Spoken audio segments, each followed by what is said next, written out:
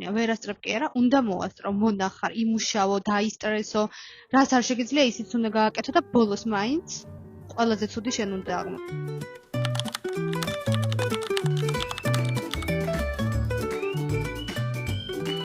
მოკლედ პორტუგალიაში ცხოვრება არ წარმოადგენს ძვირ სიამოვნებას. მე მაგალითად ბინაში ვიხდი დაახლოებით 500 ევროს, პლუს 30 евро ყოველთვიურად კომუნალურები.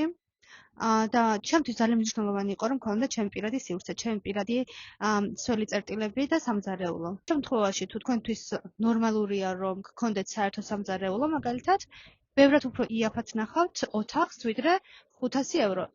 მე იმიტომ ვიხდი 500 ევროს, რომ კიდევ ერთხელ ვიმეორებ, არ მინდოდა რომ ვინმესთან გამიზიარებინა რამე და მინდოდა მქონოდა ჩემი პირადი სივრცე, იმიტომ რომ ძალიან ციკიანი ვარ.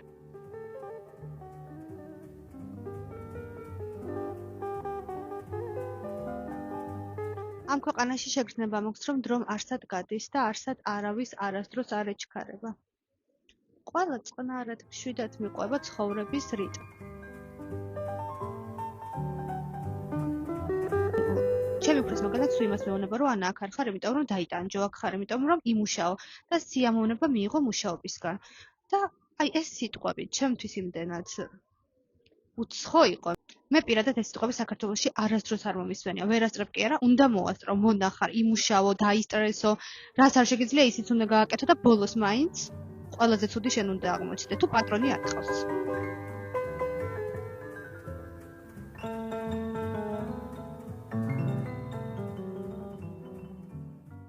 მეგობრებო, ახლა განახებთ რა ვიყიდე პორტოში დაახლოებით 85 ევროთ. თუმცა მინდა აქვე აღვნიშნო, რომ იყო ფასდაკლებებზე, რა თქმა უნდა, თავდაპირველი ფასი ასეთი იაფი არ იყო, მაგრამ იმ ფასებთან შედარებით და იმ ფასდაკლებთან შედარებით, რასაც საქართველოში ვართ მიჩვეული, ვფიქრობ, რომ მაინც ძალიან იაფი იყო. აი, მაღაზია იქ რა უნდა ყოფილიყო, ვერ წარმომიდგენია. ძალიან მიყვარს ზაფხულის ჩანთები და ეს ყველა ჩანთა ვიყიდა თითო 2 ევროთ.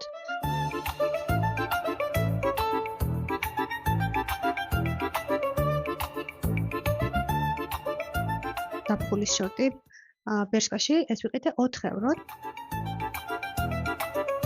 ეს ბერშკას შორტი ფასდაკლებამდე ღირდა.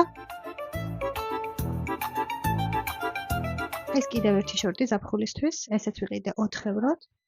ყვავილებიანი ბერშკას ზედაც ვიყიდე 4 ევროთ. თავისი ფასი ღირდა 20 евро. და ეს ულამაზესი როლინგი ნიუ-იორკერში ვიყიდე 6 ევროთ. სარაფანი ზაფხულისთვის ვიყიდე 7 ევროთ. ეს ულამაზესი ზედა H&M-ში ღირდა 4 евро. ეს თეთრი შარვალი ღირდა ასევე 6 евро. ეს ბერშკაში უბრალოდ ვიყიდე 2 ევროთ მაისური. ასე ვიყიდე 15 ევროთ, მაღაზიის სახელი არ მახსოვს, იმიტომ რომ ჩვენთან არ არის ეს მაღაზია.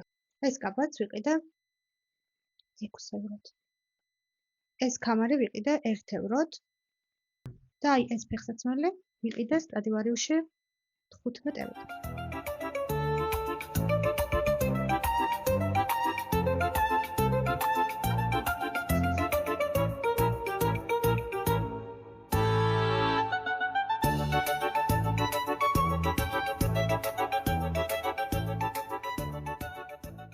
არა და იდეაში ვარ თბილ ქვეყანაში, იმიტომ რომ პორტუგალია ცივ ქვეყანად არ ითვლება, ხო? და არის 14 მარტი, ანუ გაზაფხული უკვე. მაგრამ ნახეთ როგორც ცივა ვიყინები, აი ძალიან ცივა. და განახებთ ფასებს, რა ფასებია სურსათზე.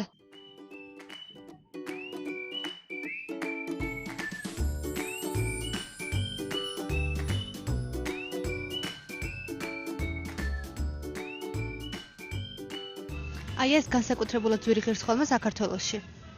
აქ ღირს 2 евро და 79 ცენტი. და ყველაზე აქტუალური რა ღირს კვერცხი პორტუგალიაში. პორტუგალია არის ქვეყანა, სადაც შეგიძლიათ რომ ღვინო უფრო იაფად იყიდოთ, ვიდრე წყალი. იმას კი არ რომ წყალი ძვირია, მინდა ხაზი გაუსვა, რაოდენ იაფი შეიძლება იყოს ღვინო. სიმთლიანი ქათამი ღირს დაახლოებით 2.59.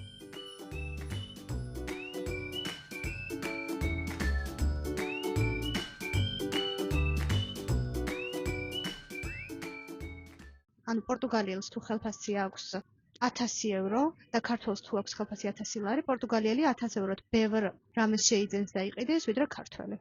პორტუგალიელს თუ შეუძლია რომ 20 ევროთ გაძღეს და მთელი კვირის საკვები იყიდოს, ქართველს არ შეუძლია, იმიტომ რომ 20 ლარად ვერაფერს ვერ იყიდის. შესაბამისად, პორტუგალიელს ხელფასიც უფრო ყოფნის, ვიდრე ქართველს.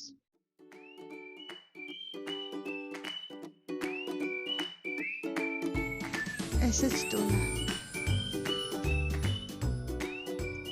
რა არის, რომ ხო ძალიან სიაფეა.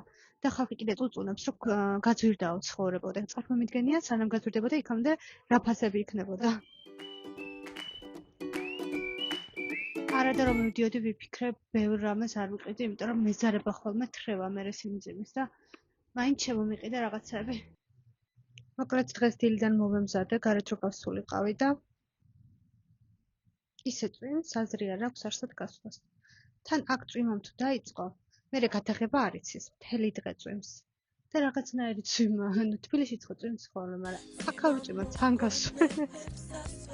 რანაირად ხდება ნესტის გამო ალბათ.